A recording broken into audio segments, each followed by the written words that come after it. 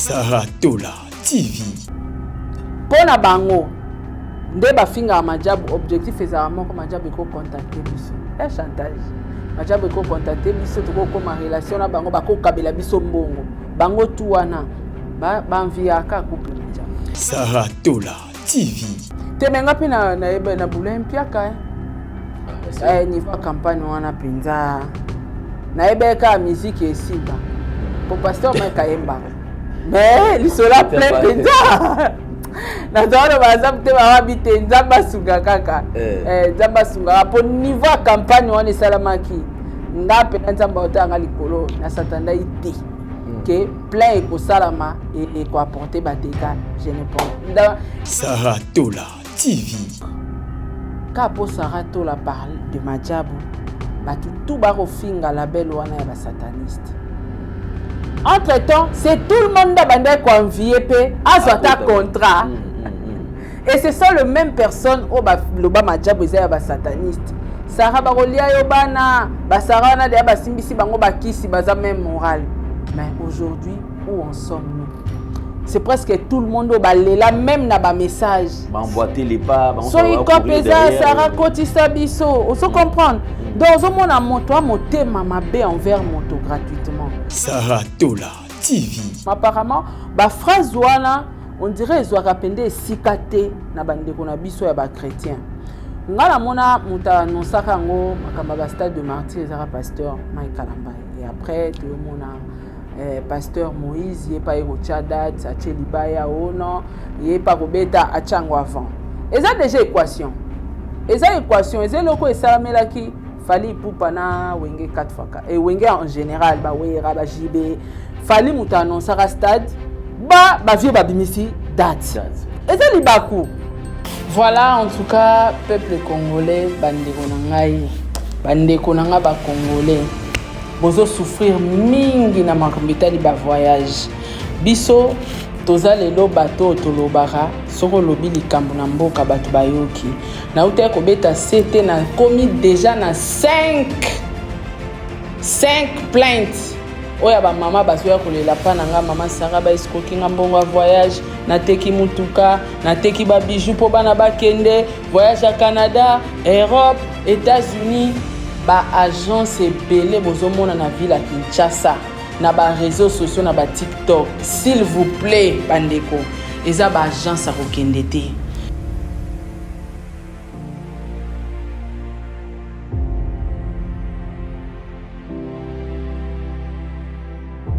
Europe, Amérique, Asie, partout, Océanie, mboka nyonso lingo kende na conseiller yo yaka na légère travel. Yaya, olio tchelanga poison na chombo, s'il te plaît. Soko za na posa au voyager, na teki secret, na te atoze ennemi nanga, atoze ennemi nango linganga te, atoza warrior, atoza gaulois, en tout cas, to tiara no pembeni, eba de bonanga na ninga mabete. Yao lukana no visa benga agence soko za précisément na Kinshasa oye na adresse agence eza wana na barre d'écran au contacter bango oye sur place au moni. En tout cas les germes travel eza sunga Congo.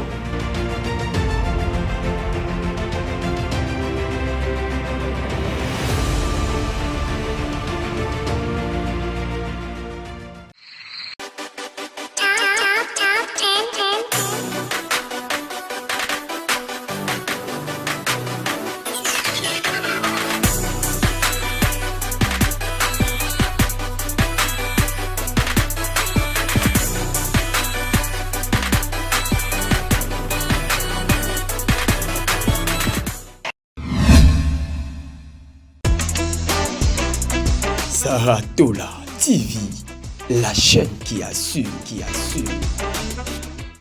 Vérité et réalité, votre magazine, mesdames et messieurs, vous nous suivez sur Nouvelle Tendance Télévision, Culture d'Excellence au rendez-vous. Certainement, vous allez nous suivre aussi sur Saratola TV. Nous vous transmettons les salutations de la part de toute la grande équipe. Il y a Corneille qui est à la prise de vue, accompagné des Gédéons. Clin d'œil spécial à Jordan Panzoukia sur la réalisation. Parlons de la Fondation Ndélé au cœur de la nation ainsi que l'orphelinat Famille du Cœur Christ Rédempteur. À travers cette opération, vous êtes sensible au cri des détresses, vous voulez soutenir les orphelins, les veuves, les démunis. Pensez à cette structure et certainement Dieu va tous nous bénir. Tout le plaisir il est nôtre et nous partageons ces moments bien sûr avec ma consoeur Sarah Tola qui est notre invitée. Elle est influenceuse, youtubeuse et présentatrice de plusieurs émissions. Également, elle fait la conception des différents événements. Aujourd'hui, elle est la nôtre. Yende Toyamba, Toyambi Toto Solana parce que elle mérite également un passage dans le plateau. Sarah Tola, bonjour et bienvenue. Oui, bonjour Alain Dele, bonjour Nababone Nyonso et à Nouvelle Tendance. Je pense que c'est la première fois. Vraiment. En tout cas, Boyambara Mabo Polele. Bambote na bino nyonso ainsi que na ba fanatique nyonso bolinganga na pesibino bambote. En tout cas, ça fait plaisir parce que belo no quand ça que bazo mon mikolo ka entre avion. T'es pas fatigué aux les matins? Ah, mbongo to lemba koluka ngote papa Alain. Tozara na YouTube te nanga no to ebike tozara na YouTube te malgré yo obatama. Malgré yo obatama yo c'est la blague mobali. Vraiment. Biso basi to linga moi matalana et tout. Yo pour ça la ngome ya obatama. Donc ezanga ngate yo pour ça la ngome ya obatama. Yanga siko ya matalana. Donc YouTube apamba ça ne suffit pas ya oyebi. Batu ba monara batu wana ba bongi na ba YouTube bongi si ba via batu mais ba ebi réalité à YouTube te. Mais sinon on réagissera ndenge face na ba détracteurs parce qu'à un certain moment motuna moto azo mouiller le maillot pour appeler ça le meilleur ya yoko. Mais lorsque le résultat Ebanisco s'est présenté aux différents et comme on dirait au faisait la kaka kisi ou comme objet ba moquerie il y a ba attaque ba menace et autres sinon quand même face à tout ça quand même au kanisa nini. Papa Alain, oyebi eza pasi na sepeli na question tuninga eza vraiment pasi. Je pense que nangana yo tuza parmi bato yo bazui temps vraiment ya komouye mayo na bango pona ko accompagner structure kitoko o Majabu Gospel, tu fais partie. Oyebi à l'époque ka po Sarah Tola parle de Majabu, batu tout baro finga label wana ya ba sataniste. Entre-temps, c'est tout le monde qui a convié à contrat. Et c'est ça le même personne au Majabu est sataniste. Sarah Barolia Yobana, Sarah na de Simbisi Bango Bakisi, Baza même moral. Mais aujourd'hui, où en sommes-nous? C'est presque tout le monde au là même na ba message. Emboîter les pas, soyez compésa Sarah Kotisa Biso, on se comprendre. Dans un monde à mon toit, mon thème m'a bé envers moto gratuitement. Biso nyonso tozana ba chaîne ya lonza chaîne na yo ngana na chaîne nanga ozana ba contenu na ona na ba contenu nanga yo tala contenu nini ozopesa batu est-ce que bazo sepela nango ou pas siko ba revenir ya mutu na mutu ayebi ndeni nazokumbela vie na ye Sarah en dehors à YouTube Sarah za entrepreneur nazo entreprendre ma mbele lelo moni na kuta na ba problème na chaîne nanga mozo mona chaîne moko boya epolé nga isusu. Donc naza même entrepreneur na ba chaîne YouTube na tekela ba te belé ba chaîne YouTube lelo comme ba chaîne aminene comme ba chaîne ba production ba théâtre et outi pananga. Donc na vision nanga en dehors à YouTube musa to salaka na sara mara mususu o ezo couvrir vie nanga. Donc ça sert à rien. Revanda, osalanga campagne, ofinga, osala onyostoko osala, tozo partager savoir moroté, to apé chance moroté, étoile mon côté, to apé ça ba fanatique ba contenu mon côté. Donc ndenge ba considérer yo za na considération non, Sarah to la peso azolo bazan la considération non. Donc en tout cas, nga liboso bande ko étonné nga zo sanga pasi. Po ni bande onanga ba congolais bazo réagir bon. Et après na yo mona ka ke babota biso na moi motema mabe na biso naturel to ranango c'est la jalousie et na zwa ba disposition na yebi ke ngai so na ngina sale loko lelo na Congo na sala ngo sous nom de Sarah Tola na zwela ngo mayele parce que ozomona mutu so yebika Sarah mtasali boutique azoteka bilambo eza marque Sarah to tala ngona ba ivoirien asale loko aoteka ngo $1000 bat bo somba communauté na ezo sombela e c'est-à-dire unité za na kati ya communauté bazo sombela ba influenceur ba mapangu en plein live coach amantik ba sombela le pangu na live ba sombela le pangu na ba fanatique ba okangisa mbongo ezo mata sombi le pangu mais au moins on pas la biso ça le matin biso na ba fanatico batala biso papa le ko sanate ba jalousa biso pe. Donc ils veulent à tout prix aux à la station, aux à la place moko boye. On va dépendre na bango. On dit moi 1000 francs tinde sara moi $30 wana donc sara ko matata ko na niveau yé moko azozwa ba $30 wana il faut ça kana se. Donc au moins na ba fanatique azo yina yo osali eni elogote. Au salaire l'émission T mais gratuitement ça na comment le lend tout le monde ndenga yaka YouTube mais mutunyo soit uta quelque part pour arriver quelque part ça dans ba début na oui donc to yebi nengo yaka ko sabato ba yelelo mais mutu to za na début auta mso mona auta za mona musala akomi lelo mutu so to zu histoire ba kondina biso ebele ba bazo baza ko diriger mboka lelo bana ba histoire. Donc mutunyo sto za na vie passée na ya auta na histoire motia comme place a commis mais les Congolais en tout cas ya Alain ba supporter que l'élévation à mututé. Donc madame bamono madame au vivre le mu Congo neti ba Alain on a ba bongate wana bien. Oh ala bonga ya le pe maté taba landelo bako landelo bako lukelo ba problème ba ochela ba moboko donc gratuitement batu ba na posa ba faire descendre yo yo zata na compte à rendre na bango toi ta na nyongo pe ya mutute.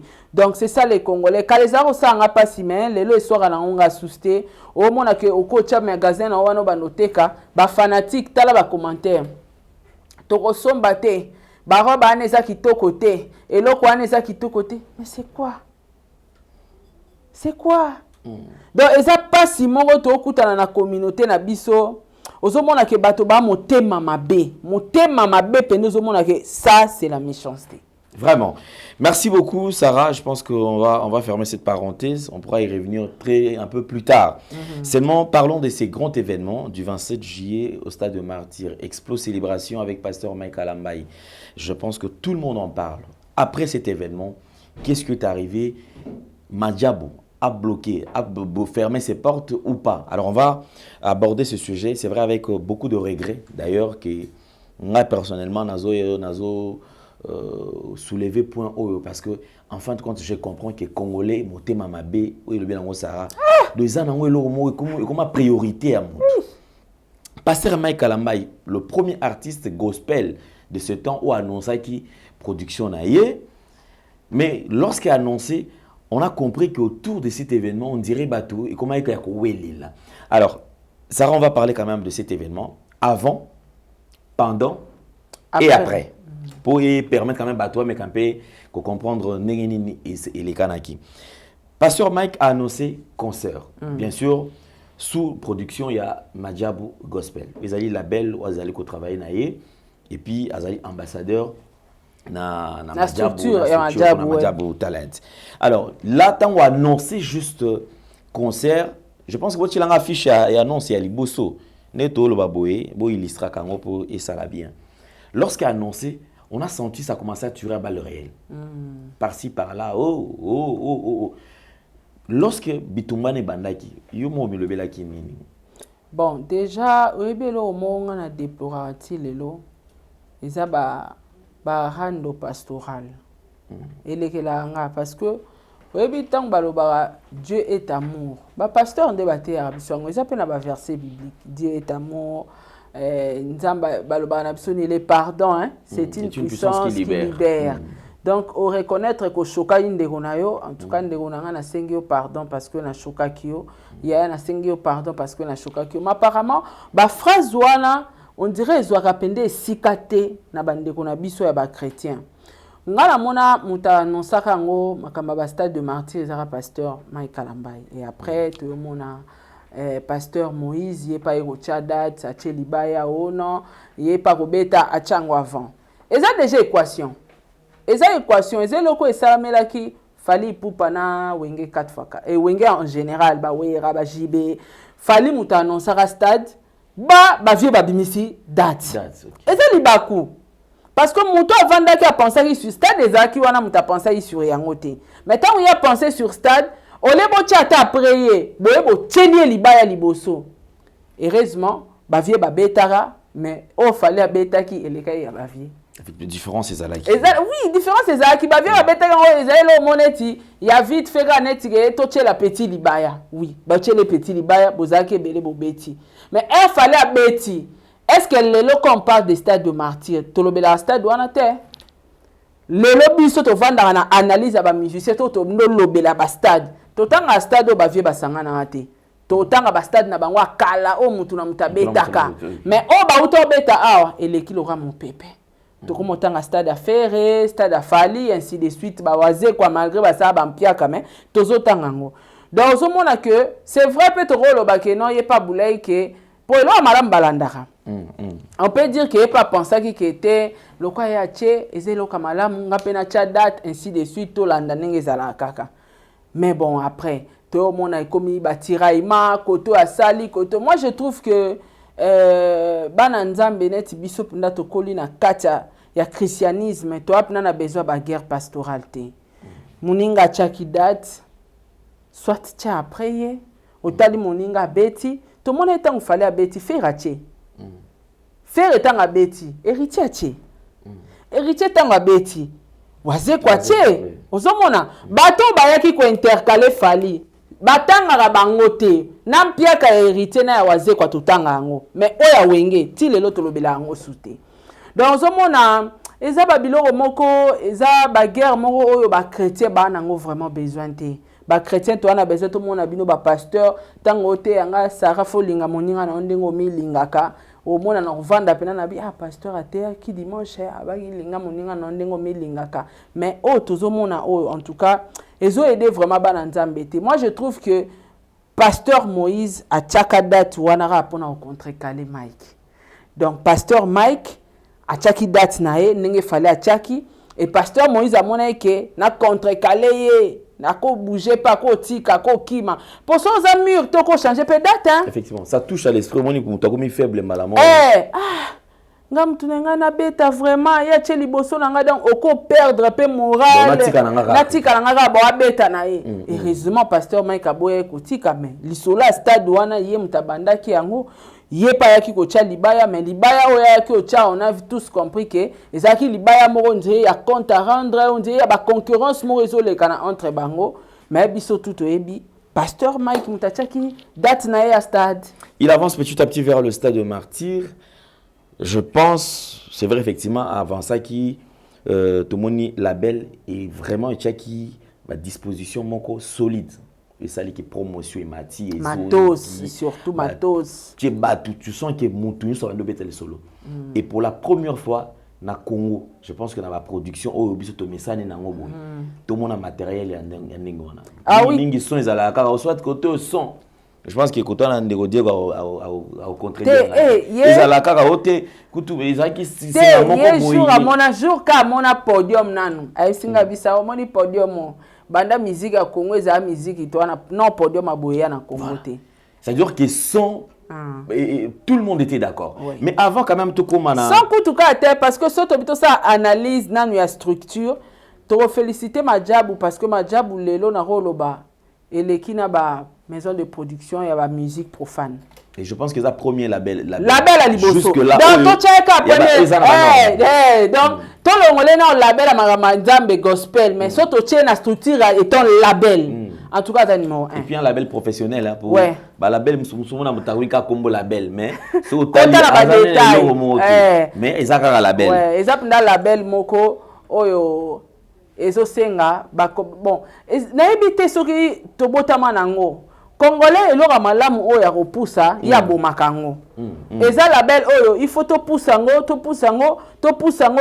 parce que ba label gospel ezala na Congo maintenant tozwa label le roi ya majabu te label ezuba tout de rien ezuba tout de néant de elo côté et comme ici bango batu et bien miseli biso ba chanteur ba osa ba succès lelo et bien miseli biso ba tele et même ba musicien o ebi ba label ezalaka kala ba vie na biso ba frère Patrice ba yemba ba Deningo ndo ebi ke ba na problème poto mais label e monisa ba musicien na bango poto eza sous le côté so beta bango na ba grand salle mythique a minene oh pour musicien beta ngo faut attendre ba 20 ans de carrière Pour bêter la salle, effectivement, le label est simplifié tout le chose. Surtout la carrière à Pasteur Mike. Après combien d'années à carrière à Betty Zenith? Mais Talasco Bano Babimi na Majabu. Salle mythique wana nyoso. Bon sakana ngo. Ozo mona do eza label moko boye. Il faut biso ba congolais to lo bantuka nzambe soutenir couple wana. Tambola bango bakisela bango makoki. Bamona bilo mususu ba fongola susu label wana na ba domaine mususu parce que jusque là ba na musique bazana ba fondation et tout ba edara pe batu mais bazana ba zo sous vision mususu ba fongola label na ba angle belé parce que label est coproduire musique et coproduire ba film et coproduire bilo ebelé donc label wana jusque là concurrent zanante attaque concurrent na zanante alors soto ke sikoyo na ndenge ya Stade de Martyrs. Mwasi ya Kongo na yebi omoni pasi na bilamba ya ngwanzo sika boutique la rose epangusa bino ma ya misu po awa bazali koteka biloko ya kalite baroba ba soirée de gala pe bilamba nyonso ya ba mama oyo bolukaka ba femme d'affaires ba député ba sénatrice boya kolata awa bilamba ya valeur bilamba ya classe na bino oyo soki mutu atali yo ameli mai akumisi nzambe atuni akido cette belle femme po bilamba etekamaka awa ezali bilamba ya kalite bilamba oyo etekamaka na boutique La Rose eutaka Europe, États-Unis, Afrique du Sud donc ezalaka bilamba ya original awa batekaka bilamba ya kalite barobe mpona bamariage na bino mpe baseremoni mosusu soki okoti na boutique La Rose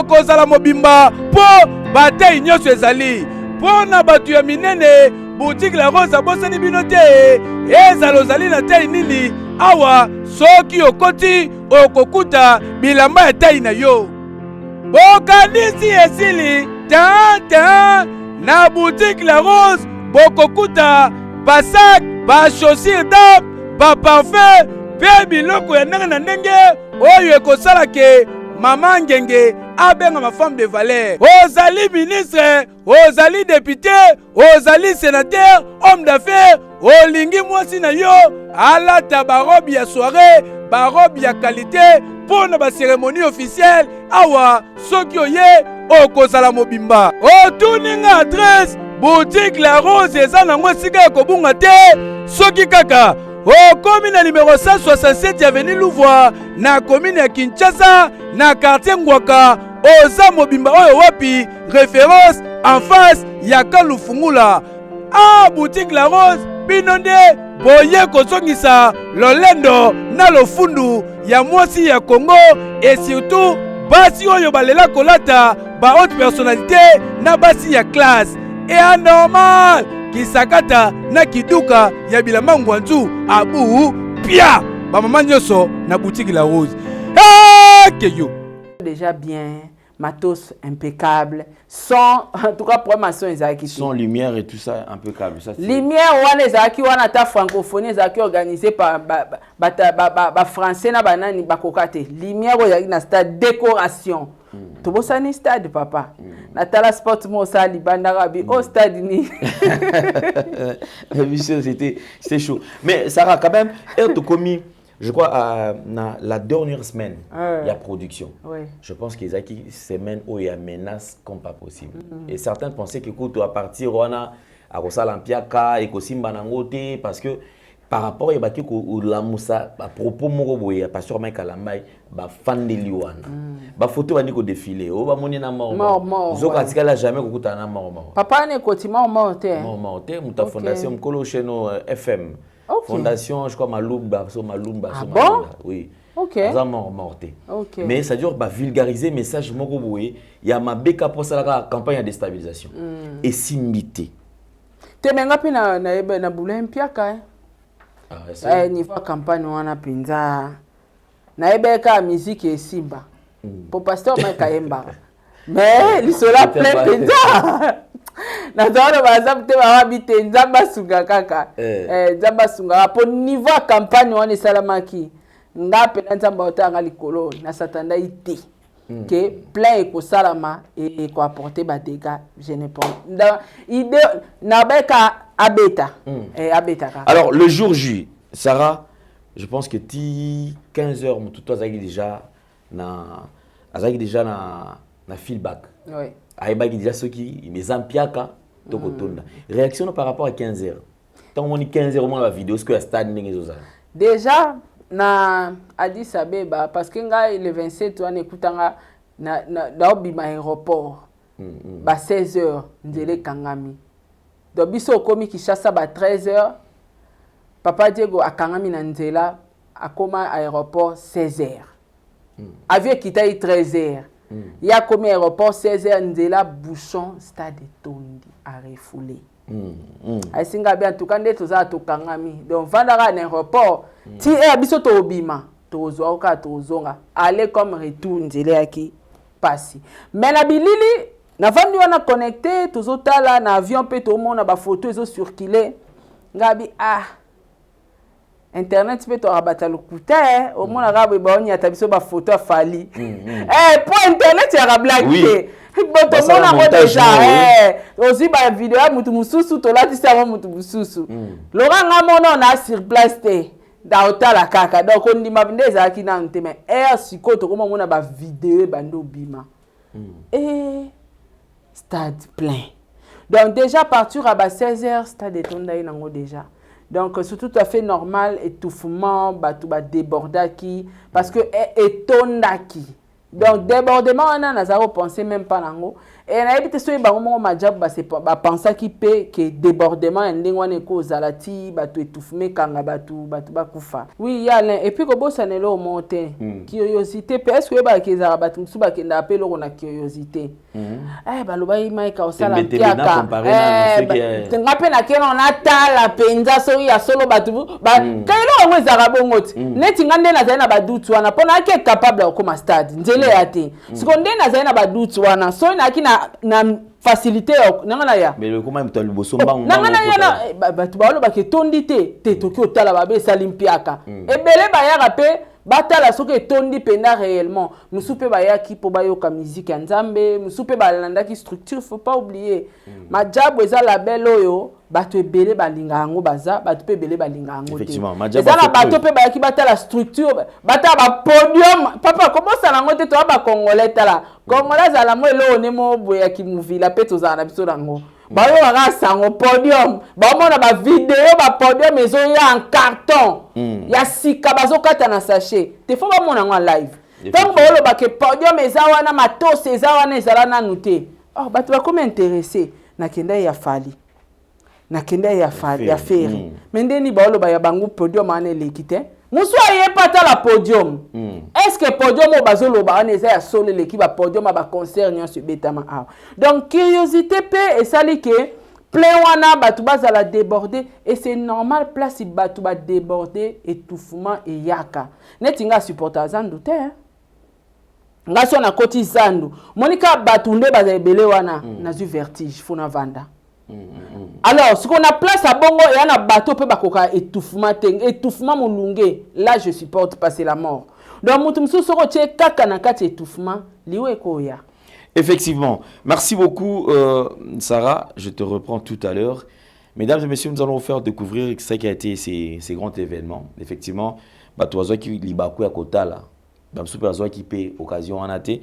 Alors, je voudrais quand même te profiter bisous surtout ensemble. Lorsqu'on parle de la saturation, lorsqu'on parle quand même du débordement, on parle quand même de la prestation. Je voudrais tout zong en akatiasta, tout revivre encore ces moments merveilleux parce que c'était vraiment la musique était au rendez-vous. L'organisation, n'en parlons même pas. Pour la toute première fois, moi j'insiste, non, on a mon organisation, il y a Boété.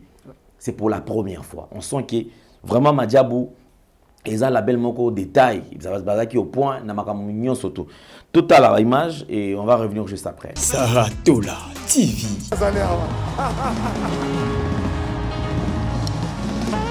Mon frère Fali m'a dit il est occupé, il est empêché, il est en Europe, mais pour sa disponibilité, Betelaye se fait ma poco. Voilà. Le bon Soussou, merci. Le bon merci.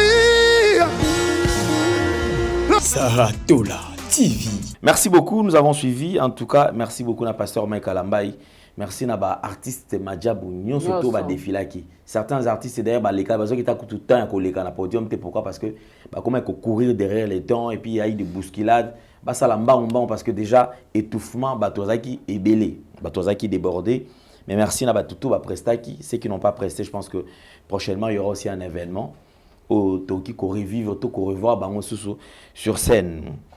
Là, je voudrais maintenant Toko Tasko na Katia dérapage. Ici, j'aurais appris. Batoazolo bakeote, Madjabou et baki keno stade wana Batoaza et belé. Est-ce que sur le plan sécuritaire, Madjabou avait prévu quelque chose? Est-ce qu'il y a quelqu'un qui écoute la police, to na bandeko ba ko sala sécurité? Na lingisko to lobela. Moi je suis en train de parler. Montrez-moi les images. Il y a Madjabou ni basala à disposition sécuritaire na Katia stade de Martyrs.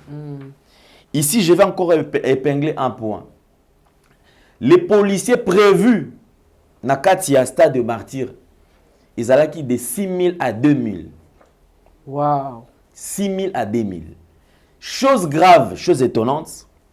Sur le terrain, ces mêmes jours-là, on ne retrouve même pas 600 policiers.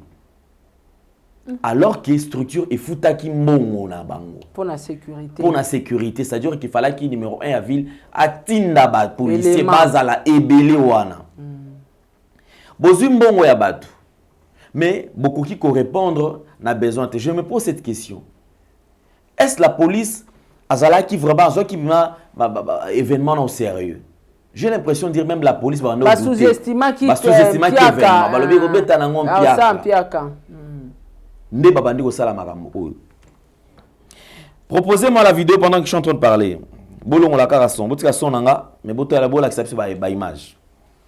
Je vois ces policiers.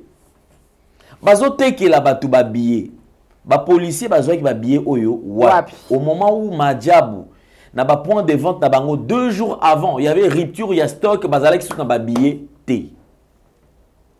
Babio ba policier bazote ka bazwaki yango wapi. Na ba image nazo loba bozota ba image mususu to proposer bino pendant que je suis en train de parler. Beaucoup mona moto azo présenter billet na ye ya VIP.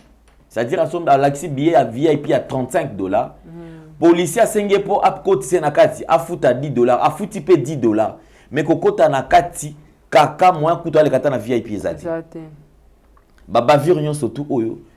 To kolobana na kaka organisation la belle salibongo sécurité to banani likolo kuna ba pour tout to ebija ke mangamboleka na côté wana ba policiers so bazala ki 2000 to bazala ki 6000 policiers mso balinga bazala na kati kuna ba grade ba banolande la sécurité ya bato parce qu'il y a eu un moment bato azoganga kuna rouge bazo ba téléphone donc ça dure que bato mso komi ko iba bato ba téléphone likolo kuna. Policiers n'ont surtout à Welila qui n'est na porte. Pourquoi? Parce que na porte des fois soit 2000 malgré son billet na yo standard. Mais bazo senga o baki ça sous 2000 to 1000 francs pour policier à l'ékisa yo. Il y a aussi des vidéos mususu mona ba obwaka mutu pe ba obwaka e. Donc mutu pa kota na kati mais azana billet ne ba komi ko tomole bazo bwaka e. Pour akota na kati ya stade. Je pense que par leur responsabilité ils allaient partager. Ici je condamne même gestionnaire et stade. Parce que lorsque la location est à stade, comité de gestion wana, bango mo ba exigena no batu ba bizwa batu na bango ya sécurité parce que stade ezalaka na batu ya sécurité na bango. O bazalaka wana. Ba ko imposer aux bango. Vous allez constater na kati ya structure na kati ya stade o ya pasteur Mike Alambaï, il y a eu plusieurs barrières de sécurité. Ba sécurité wala taki bilan ba t-shirt à expo célébration bazalaki wana. Ba sécurité wala taki kaki, c'est-à-dire voilà taki nani ya jaune, ya noir, na jaune na ba galon ya noir. Sécurité voilà taki gilet ya vert. Batu msusu voilà taki kaki, ya beige. Batu c'est-à-dire sécurité ça qui sont qui 5 to 6. Mais lorsque ce que batu bakoti na kati ya stade comme un moment batu ça batu keno stade etondi. Population ezoyo kalisusu te bango objectif ba mona kaka bakota na kati malgré ba écran géant zala ki libanda bravo na organisation pour la première fois na mona ba écran géant libanda ya minene libanda otala malamo concert en direct. Ils ont songé à tout ça. Je pense que tout à un certain moment arrêtons il y a qu'au déranger structure oyo. Tous les misamités mana bangote. Il y a des gens qui ne vivent que de Madjabou. Derrière Madjabou ne ba se retrouver bazolia bazotanga et tout comme ça. Soyons gentils. Parce que couple oyo so balobi ke bakanga Madjabou bakokufa pauvreté. Bakozanga ya kolia te ya komela te po ba vivre na bango. Oui. Au contraire pour nanga selonga on dirait na business na bango nyonso to basangisa Madjabou holding Madjabou car batangisa ba Madjabou nyonso to ezali Madjabou imo j'ai l'impression de dire Madjabou gospel nde ezo betisa bango mitu pe yango ndezo lobisa bango trop ouais pokaba pe balobela rango te holding balobela rango te imo balobela rango te seulement côté à Madjabou gospel nde côté problème ezali côté gospel surtout ba pasteur botika ba hypocrisie bozo sala wana ko combattre la belle ba chanter na kati na auto soulever point moko awa. Dans le département, pour ceux qui sont dans des églises, le département le plus négligé dans le département, il y a chantre. Il y a chorale. Ils ne sont pas assistés, mais au moment où ça la makasi. Moi, on a posé question. Église école qui s'engage kaka. Église parmi l'église ça mine bo sangana. O ba futaka. Bala qui s'engage kaka chantre moko o ba bimisa na église ti lelo za na kati église. Te azate. Balinga te pona nini? Voir on ezaka kitoko pona wema na kati église. Nzambe ofele. Mais depuis que Madjabou a fait compris pas ba chantre que au coquille ko servir en Nzambe mais en même temps le col les passion na yo o gagner quelque chose. Ndebi tumbete mi na kati ya église o Madjabou wana et qui misabiso ba chantre ba na église ba komo kende kaka kuna. En tout cas tous ala quand même te ba ndenge nini ya ko remercier batu. Yo banda pauvre au bongi au comme millionnaire na église. Kaka yo bana no bokenda ba vacances ba nini ba chantre batu 15 ans. Acha peser litoy mutali boso ba kile ba jetona na. Yo. Akomema wapi tika basera batu. Si wa kozo moi si wapi. Quelle méchanceté. Moi je pense à un certain moment côté ba musicien monter ma bene ingratitude et longo. Yo moko pasteur au commandé mbote mais au sali album ba chanter ne ba pesio ba nzembo. Mais au enregistrer en kuna ba droit d'auteur ya yo nyonso tout na basasem yo. Pour ni monter ma bebo. Bota la ba chanter bel baza ah tous ceux qui écrivent. Parce que ça œuvre d'esprit. Ils ba gagnaka et l'eau comment en retour. Même dans mon kilier, même pas musique profane. On paye $500, on paye ces t-shirts de yolo baka t-shirt à balmen na wana na payango cher. Bison sur kina poto bison to vajara to ebi réalité makambo to boya kana. Mutako ça sous mutona t-shirt moi les balles mbonio, ça coûte énormément cher à susté. Mais bon reconnaître ba droit ya batu. Quelqu'un a écrit les lots bazokufa pauvre bino batu boyemba yango bon argent bo gagner ba mbongo. À un certain moment nous devons arrêter. Je rentre dans katia sujet parce que na lobela bino na na katia makalelo batu akomi cotirer sur Madjabou et bomisi batu Madjabou et négligence de sécurité Madjabou et ba ki batu saratola o lobana no ndenge nini ote ba eba ki jaki batu bakokufa. Moi je vois mal moto mon appelle que nous andimpi a moto akufa ayepe bengi pe batu. Pour la réussite de la manifestation et de l'événement de Bino Bosa la confiance de Mandeko, il y a agence événementielle, divine merci agence, Oyo, Bazali, Kopé, Sabino, service de qualité, Nabama Solo Etali, décoration ya salle, pour un mariage coutumier, civil, religieux, top la manifestation de Bino Moussousou. Bazali pe kosala location ba kit ya qualité et bon service traiteur wana kutu tika na yo basani ya soin ya qualité oyo ba invité soki bazali kolia bazali ko respecter yo kolofeti bazali pe na ba instrument bona ba événement nyoso oyo kozala na yango olingi organiser spectacle to pe événement moko ya munene bandeko ya divine merci agence bazali na ba service nyoso oyo ekosala réussite totale ya événement na yo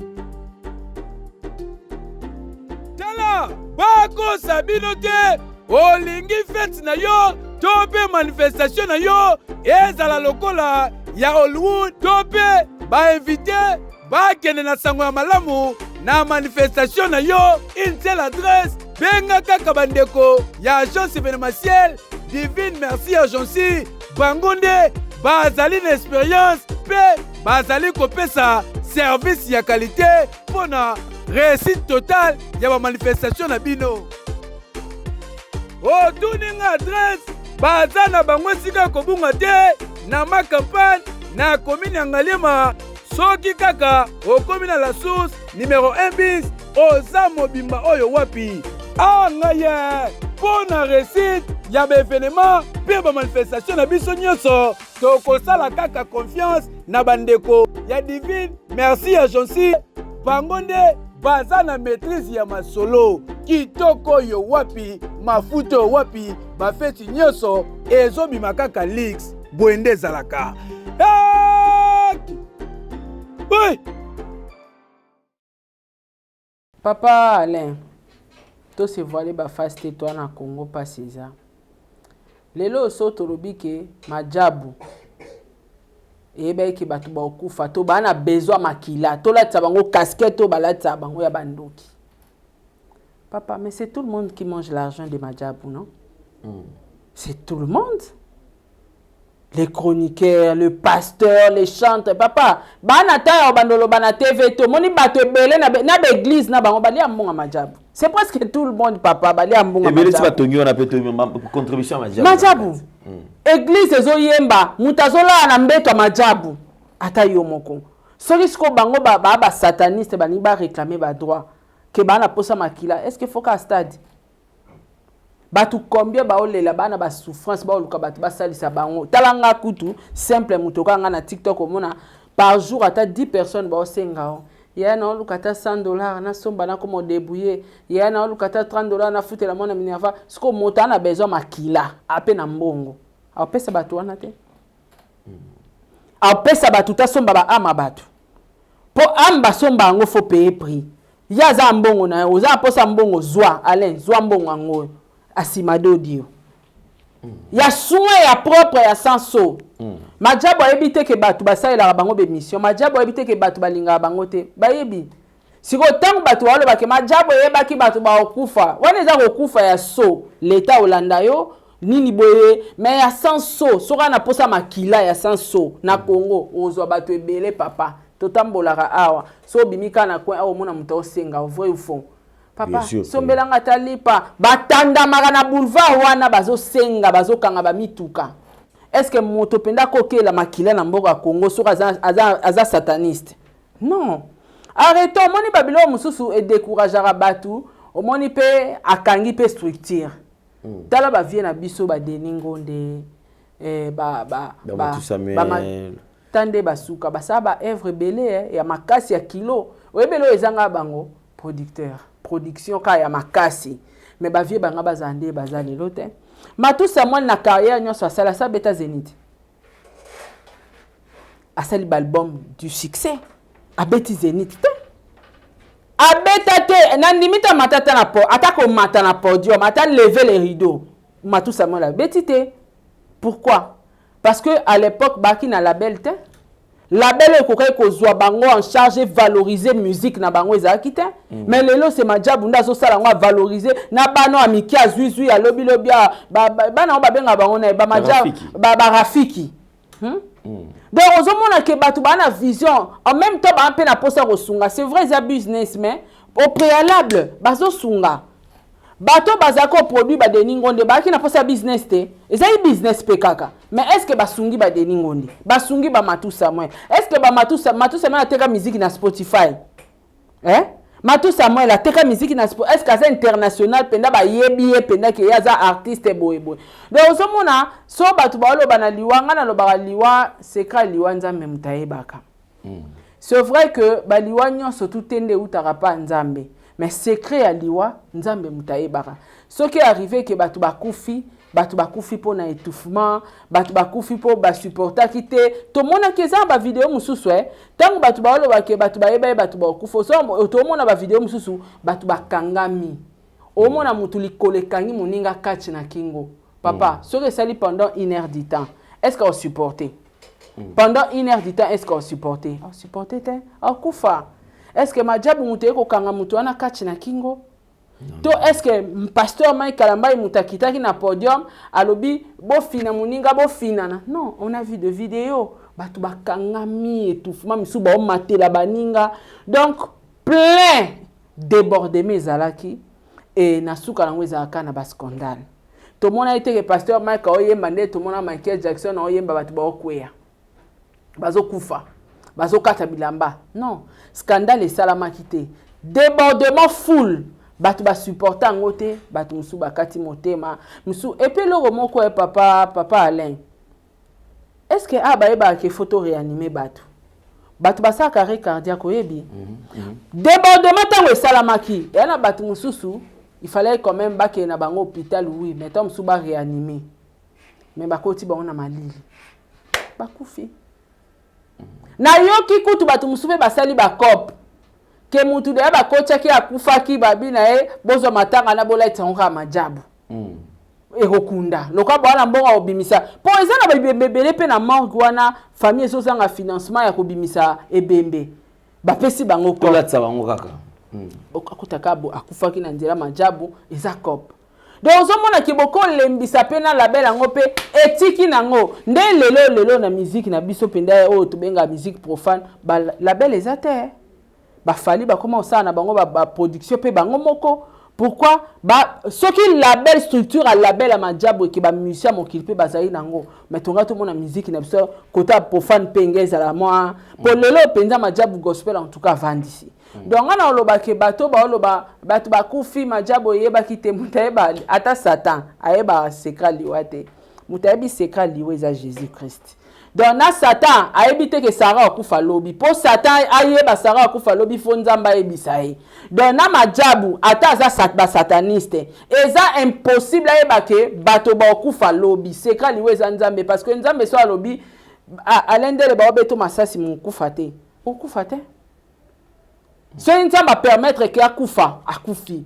Donc secret liwe za nzambe toko lo bapete ke nzamba souhaitaki ba musu ba yake o ka musique ya nzambe po bakufa po nalandai analyse moko ndeko moko lobi mutakenda ko ka musique ya nzambe makufi donc nzamba ko permettre te ke mutayo yo ka musique na ye akufa ba passer wa kufa na cher pasteur azote akufi akufi yango na solo ba le secret liwa nzambe ye moga mutaye baka pourquoi komi ponde to sala ba na batu mususu otambola papa lo mona otambola ba boma ide na famille na bango azade ebembe ma otambola aozela kaka yo swana na yo tindike ka ataboye papa lo mimi ngambo ala tindika ka ale mutabomi nzoka ya zotambola nae basi bayiba molimo bazela ka mutu moko otindike kaka akufa memangambo.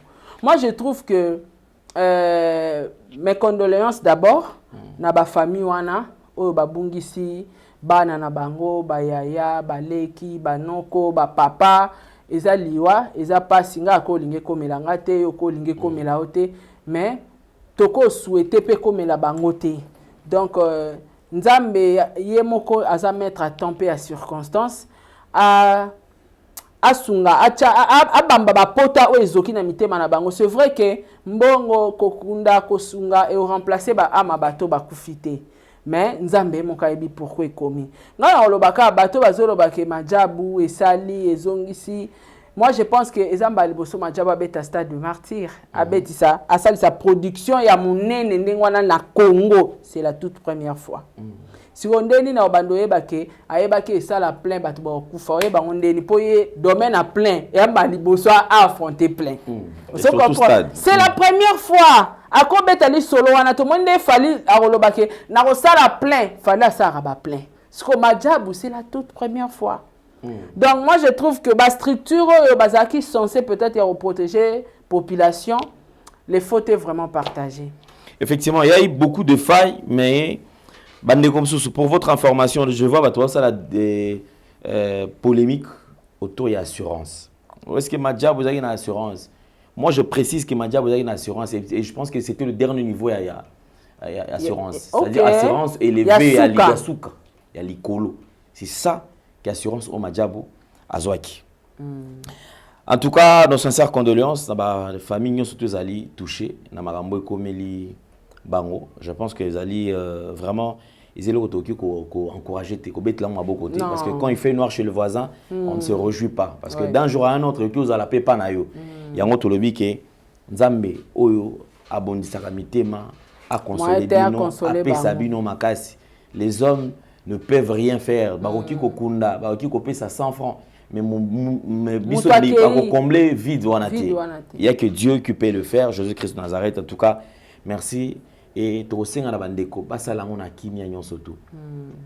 ces personnes concernées, Nakatia Makambo Oyo, entrer en contact avec Madjabou. Il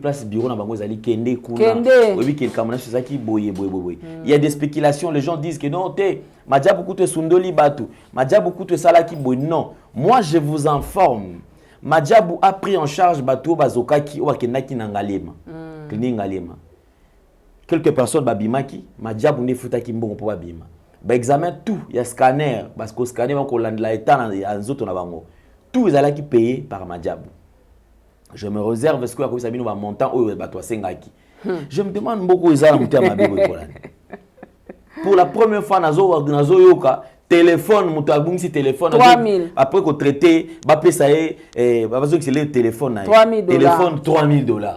Papa Alain, au ça la 15. 15 y en a combien? Maman. Non, ton téléphone à $3000. On a tout iPhone à sous que ça 15. 15 y en a combien? Non, ne comme écoute on va prendre la tête. 3000 ans ils ont téléphone. Ba kati. Donc ça veut dire que yo au besoin de $500 les sous ya likolo. Ozwa. Tant so za ki au tika la ko simba ta 15 ans monté. Yo okomi ko wela sima ya batu. Muto ki batu balia ka ngompe boyete congolais bande ko ngai to meka pe ko modérer côté wana. C'est-à-dire tokei qu'est-ce qu'on a na vijana bisika oyo bande ko ebele baka ebele ezalaki. Côté kuna Madjabou descend sur place. Madjabou a dû payer pour la bande ko bazaki na no kolanda traitement. Ba fouter le bango ba facture nyonso tout. Ça rato la soko yo ki ba facture ba montant ou ba bimisi. Et puis nazo la facture pro forma za la société. Exactement. Grille tarifaire, il y a hôpital ezala société. Ba to linga la kisate ba lo bakana muno. Nako. Et s'il bofuta. Montagne wana. Mais au nom de l'amour et de la paix, cette structure a payé. Sans que ebenda mama kelele ba fouti. Pona bandeko oyo bazali o bakufi. La structure a lobby à cause de la coûte tout ba assureur ba ça dure assureur aya parce que toi assurance en mboka na biso et comment ba goûter comment lobby ba toi na ba ozala ka kuna humanisme étant aussi pasteur parce que ça couple pastoral papa na maman ba sangani ba lobby te tout ça le plus vite possible tout sunga bandeko oyo ba koti en contact na bato yango nazo ba ceux qui osa identifier na noter yaka na biro Madjabou kende kuna na biro Madjabou bakoyamba yo boko solola ba solola bandeko nyonso tout c'est-à-dire Madjabou yema ozwa charge ya kokunda et bandeko oyo à la fin ba ozala indemniser ezala te onde balobaka ote est-ce que toze l'assurance te kopesa bango te c'est-à-dire Madjabou décide yemo konano afuta indemniser bandeko oyo et à la fin ba olandila makambo na pour climat de paix ezala paix mutu na mutu asala musala na ye. Alors je pense que ils avaient à disposition au Madjabou ezui. Sarah Tola quand même commentaire par rapport à la disposition parce que va finir Madjabou ba sun depuis ba to akufa Madjabou ça nango lokoté ba le lokoté ceux qui peut Madjabou ça là ba bando ça lokoté parce que bazaki na ba petit ça ba boy avec bango ba sala. Ouais. Donc hôtel de ville des aki non na charge à makambo. Ouais. Parce que biso ndeto za bo to ba to l'état to ba ta famille to pe ba ta l'état. Ezara na baliwa mususu so ekomi l'état mtazwe bembe. L'état mtakangi na no bembe ke famille azata na droit ya ça na procédure mokote. Alors Madjabou azaki na droit ya ça procédure mokote. Déjà ngata na yoka ba to ba loba ke Madjabou asundoli, ngana yebi ke Madjabou asundu akosundola te. Ngana yeba ina nga déjà que ça là c'est pas Madjabou. Madjabou akosundola te pour asunga déjà batu. O ayebite ape na contrat na yete ba monana te pasi asungi. Parce que bato yo bakutani na problème na événement na bango Madjabou asundola ngana ebeka iza chantage. Donc Madjabou sera se prononcer qui na nous devant l'état zaro sa enquête na ye batikela l'état sa enquête aluka nombre de personnes bakufi combien bazoki et puis banga ba pesa bango accord siko ke bokoriko kozwa charge na bino. Donc moi je pense que idée à Madjabou eza bien ba penser bien ya ko sunga bato bazokaki o bakoti l'hôpital ko kunda bibembe ko récompenser. Bon, on peut pas dire qu'on récompenser, mais ko kanisa quand même famille o babungisi bana bango. C'est vrai que bana ba ozonga te, mais quand même ko moi ko kanisa wana humanisme wana ndenge bazui pona ba famille wana eza important. Ndenge utobeta sete yo mutoza olekaki na kawana ko kanisa te ke babwaki yo peut-être ba yebi place ozate. Effectivement. Comment na bureau Madjabou s'est présenté. Tala biso tozo ki problème wana, tala esalama ki boezong c'est avec de preuves pour Congolais à mututé. Ozokai na okuna koto kenda obeta bale pour landaki alende na sarato la babaki soko za victime okende okena Madjabou sans ba preuve en tout cas. Oza baro yamba yote. Donc il faut quand même ba preuve wana ezala que okendaki stade oza victime talaboye nde Madjabou ekoki ko apporter un plus na kana yo. En tout cas bravo na Madjabou, courage pe parce que ba batu bako lemba bako tika na bango. Et là aussi ozomona batu ba olinga bango yote ba isara peti netka to tika na biso papa batu balingi na bango bisote. En tout cas courage ba lembate eza facilité. C'est vrai ou tu lobelo romo awa bazana Madjabou holding immobilier Madjabou cab gospel mais bon simbaka gospel allez-y comprendre dobo lembate. Voilà, merci beaucoup. Alors je pense que bandeko baebi que Madjabou eza baebi ba to mona comment est-ce que le lot ba meubles et tout consort. C'est-à-dire ils ont plusieurs business mais au côté on essaie mamarade. Mais quand côté et puis place ka ba soit disant ba chrétien baza, ne place wana ça. Place ba chrétien. Yo kané ba amplifier loko.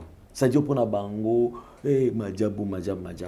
Mais lorsqu'il y a de décès na est kuna ceux qui a ta motivation au balakisio ezala bongo mais n'aime que mboko meki mekota le taux comme on a 20 millions de morts, c'est-à-dire ceux qui doivent 20 millions de morts. Brazzaville ils a même pas 20 millions.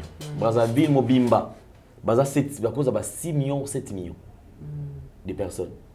Et ça parce que bateau va couper pas na biso na est ba okota combien de fois na Brazzaville. C'est ils a sur la Brazzaville mais le solo déjà Brazzaville mais personne n'en parle. Mais oyo batu ba matisa pourquoi parce que avec chantage motema mabe aux anakati et aujourd'hui bazo en vouloir kaka peut-être couple wana les lots enfin on a compris te bazo en vouloir ka couple wana te foye bango na batu ba finga Madjabou na batoyo na ba pasteur na batu nyoso bona baloba babe sur Madjabou ba enviara kaka o bango bana vraiment c'est juste ça. Oui pourquoi mon téléphone est comme $3,000. Pourquoi? Parce que nzamba pambola couple wana ba ebike so lobi na ba on paie téléphone est comme $3,000 ba opesa. Ba opesa pe. Ba yebi pe prix ya téléphone ko kantate ba bazoba. Ba opia. E makala moto mbongo zolia wana eza pe makala moto parce que oli yango na kimuibi. C'est vrai obungi sai téléphone anga yaki combien yaki $100. Baza batu. Ah, abongi ce téléphone à $100, le $100. On était on est fait toucher. Oui, babatu. Maintenant yo monike, nga bakanganga, webi bakanganga, bachelinga facture amende. Webi balo balangani. Bango ba bata Madjabou. Do Madjabou eza sinya mbongo. Effectivement. Do bato na to mona ba finga Madjabou papa. Banvi arabas koma o bango baza. Pona bango nde ba finga Madjabou objectif ezama ko Madjabou ko contacter biso ya chantage Madjabou ko contacter biso to ko koma relation na bango ba ko kabela biso mbongo bango tout wana ba envia ka couple Madjabou. Vraiment merci beaucoup, je pense que on va toucher à la fin. Il y a Brecho Toto Funga eza sincère mambalo bara moni bato so zuko moni mutu mo penda ofinga aoloba ki bango ba bandoki ba sataniste boyebisa so Madjabou ezui paquet etindeli mutu wana tala so ozwate entre-temps aoloba ba sataniste Madjabou siko acha mutu ngone épreuve zo paquet tindela so boboya bamba ekado ata ya mutu kamoko penda ya somo to alende le palais wana to sombeli ozwa yo siko lokwa bango ba sataniste yo siko loba te na ozwate po boza ba sataniste ya wapi ba ozwa donc eza motema mabe. D'accord, merci beaucoup Sarah Tola. C'est la première partie, mesdames et messieurs. Nous allons nous retrouver pour la deuxième partie. Olandi partie Oyo Kolembate. Donc Zala Navisora Kotasso la deuxième partie Oyo To Banda tout à l'heure. On va prendre juste un verre d'eau. Après, on revient sur le plateau. À tout à l'heure. Voilà, en tout cas, peuple congolais, bandeko nangai, bandeko nanga ba congolais. Bozo souffrir mingi na makambitali ba voyage. Biso toza lelo bato tolobara soko lobi likambo na mboka bato bayoki. Na uta ko beta CT na komi déjà na 5 plaintes. Oya ba mama basoya kolela pa nanga mama Sarah ba escroquer mbongo a voyage, na teki mutuka, na teki ba bijoux po bana ba kende, voyage à Canada, Europe, États-Unis, ba agence ebele bozomona na ville à Kinshasa, na ba réseaux sociaux na ba TikTok. S'il vous plaît bandeko, eza ba agence a kokende te.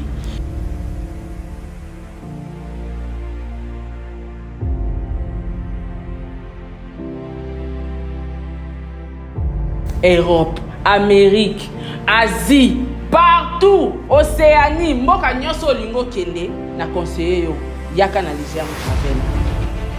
Yaya, olio tchelanga poison na chombo, s'il te plaît. Soko za na posa au voyager, na teki secret, na te atoze ennemi nanga, atoze ennemi nango linganga te, atoza warrior, atoza gaulois, en tout cas, to tiara no pembeni, va dekolanga na linga mabete.